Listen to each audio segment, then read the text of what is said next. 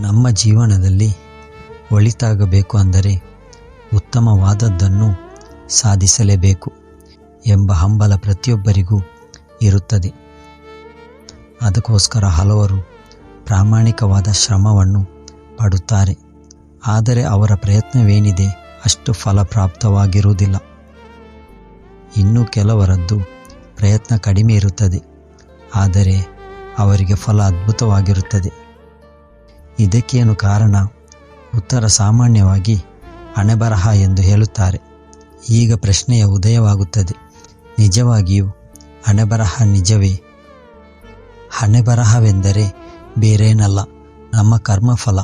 ನಾವು ಉದಾರ ಭಾವದಿಂದ ತ್ಯಾಗ ದಾನಾದಿಗಳನ್ನು ಮಾಡಿದರೆ ಅದು ಉತ್ತಮ ಫಲವನ್ನೇ ನೀಡುತ್ತದೆ. ಗೊಣಗುತ್ತಾ ದಾನ ಮಾಡಿದರೆ ಫಲವು ಹಾಗೆಯೇ ಬರುತ್ತದೆ. ಹಣೆಬರಹವೆಂದರೆ ವಿಧಿ.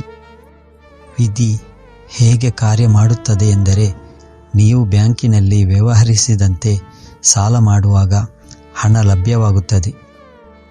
ಆಗ ಮನಸ್ಸಿಗೆ ಆನಂದ ಉಂಟಾಗುತ್ತದೆ. ಆ ಸಾಲ ತುಂಬುವ ಸಮಯ ಬಂದಾಗ ತುಂಬ ಹಿಂಸೆ ಆಗುತ್ತದೆ ಮತ್ತು ಕೆಲವು ಸಲ ಅವಮಾನವೂ ಕೂಡ ಅನುಭವಿಸಬೇಕಾಗುತ್ತದೆ.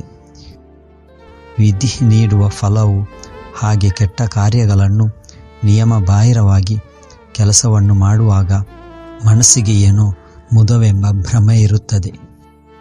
ಒಂದು ಸಲ ವಿಧಿ ಕರ್ಮಫಲ ನೀಡಲು ಆರಂಭಿಸಿದಾಗ ನೋವು ಆರಂಭವಾಗಿ ಪಶ್ಚಾತ್ತಾಪ ಉಂಟಾಗುತ್ತದೆ ಅಲ್ಲವೇ? ಹಾಗೆ ಬ್ಯಾಂಕ್ನಲ್ಲಿ ಡೆಪಾಸಿಟ್ ಇಡುವಾಗ ಪೈಸೆ ಕೂಡಿಟ್ಟು ಕಷ್ಟಪಟ್ಟು ಇಡುತ್ತೇವೆ. ಹಾಗೆ ಅದು ಬೆಳೆದು ದೊಡ್ಡ ಮೊತ್ತವಾದಾಗ ಆನಂದದಿಂದ ಅನುಭವಿಸುತ್ತೇವೆ.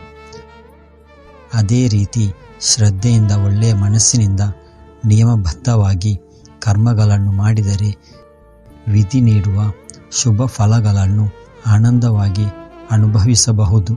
ಇಷ್ಟೇ ವ್ಯತ್ಯಾಸ.